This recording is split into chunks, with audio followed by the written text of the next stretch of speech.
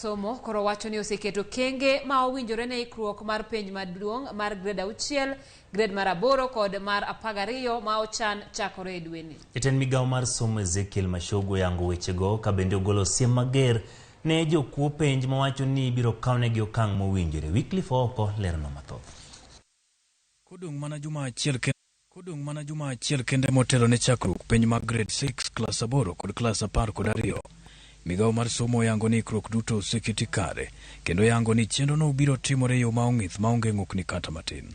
As you are aware, there are 3 exams which are going on consecutively at the same time with effect from 28th of this month.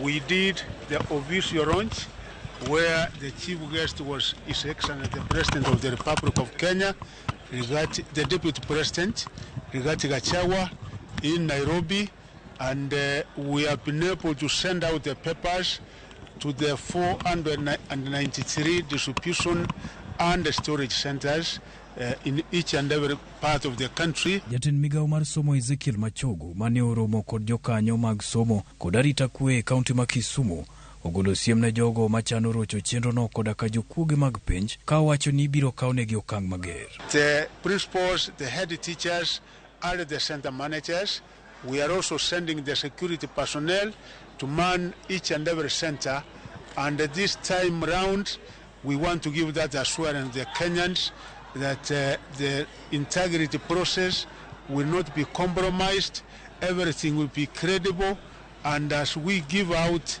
the exam, it will be perfectly well. Ikruok makamano bende oseketi e gwenge mamoko. Kamishona ma ugwe mar Kenya Evans Achoki osingo ni chenro mar chwalo chiemo ne jopuonjre madhi timo penj mawuok e gwenge manigi oro bende oseketi mar neno ni jopuonjre ok olew ne penjgo. The food has already arrived at all the primary schools that are adversely affected by the drought. So the examination, the candidates who will be writing the examinations will have food at the examination centers. The government will also provide sanitary towels to students who are sitting the examinations. Penj mar jopuonjre mag grade 6 kod klas 8 chan tim kochakore tarik 28 nyaka tarik 30 dwe mar 11 higani, ka jo klas 10 kod 2 to chano chako tarik 21 dweni kendo tieko tarik 23 dwe mar 12 higani. Kalenda mar somo mar sikunde primar kod sekondari geno ni biro duogo e lai kaka kinde machon tok penj ma higani. Higni 2 tok midhusi mar korona molo ipacho ka kendo rocho chenro mar somo. Wycliffe oko, Ramogi TV. Kawadoki